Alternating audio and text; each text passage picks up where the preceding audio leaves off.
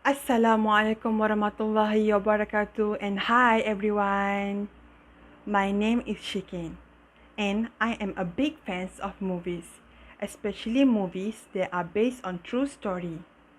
So a few years ago, I have watched a movie that are based on the true story of the infamous child abductions case in South Korea. And until today, I can't forget the movie. So the movie called Sawon, or in English title is Hope, also known as Wish, is 2030 South Korea film based on the true story of the infamous Cho Do-sun case in 2008.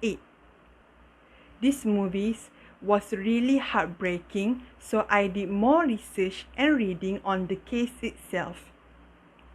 The case happened on December 11, 2008.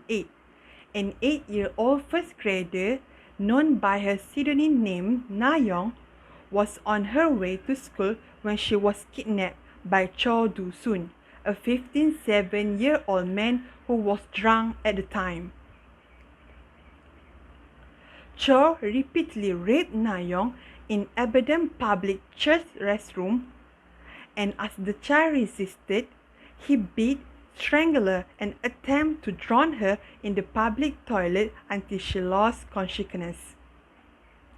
Her parents found Na-young near dead, and she was taken to a local hospital where after an 8-hour surgery, she had a prolonged stay in the intensive care unit. Doctors say Na-young had sustained irreversible damage to her genital anus and intestines, which initially required her to wear a colostomy bag to replace her missing organ. Cho was a habitual sex offender with 17 prior crimes and had spent 3 years in prison for rape in 1983. After the incident, Cho was arrested and was sentenced to life in prisons. However, the court accepted his appeal that he was intoxicated, did not know and wasn't sure what exactly he was doing. Cho successfully escaped his fate of indefinite imprisonment and was given only 12 years in the prison without appeal. After hearing the decision, Na-young's parents cried and begged in the court, demanding Cho Do-sun to be sentenced to life in prison because they worry about their daughter, who will only turn 20 years old at the time Cho Do-sun will be released. The court decision also caused outrage among the country due to the brutality of the crime and the man's history of physical and sexual violence. On December 12, 2020, which marked 12 years since Cho's imprisonment, Cho Do-sun was released. As I read more about this case, I can help myself but to remember one of cruel murder case that have happened in Malaysia, that's similar to this Cho Do-sun case, which was Nurin Jazlin Jasmine case. Nurin was an 8-year-old girl who was originally reported missing, and on the morning of 17 September 2007, a brand new gym bag was left in front of shop block and discovered by the shop owner. It contained an unidentified child naked body which had been starved in the fetal position. Police believe that she had been dead for more than 6 hours before the discovery.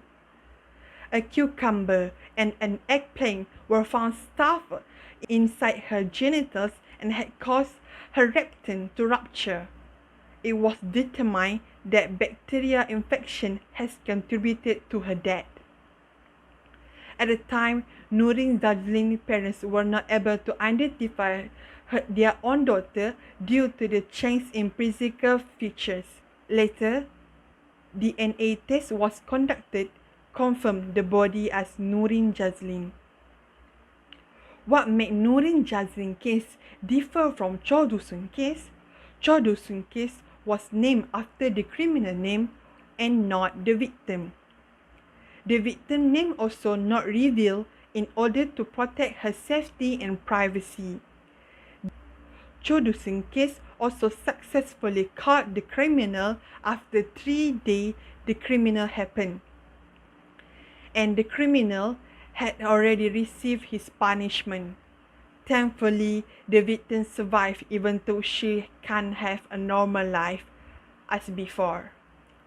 But for Nurin Jasmine case, she was found dead and murdered brutally, and her murder has not yet been solved after 13 years, and the criminal is still roaming freely in this country.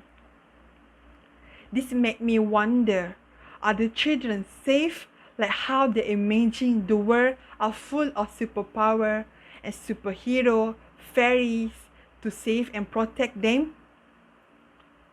Are we still living in safe country without the need to be afraid of walking alone or the need to carry a pepper spray or safety alarm every time we go out?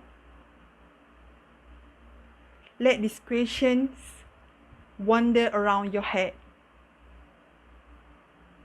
Thank you for listening. That's all from me.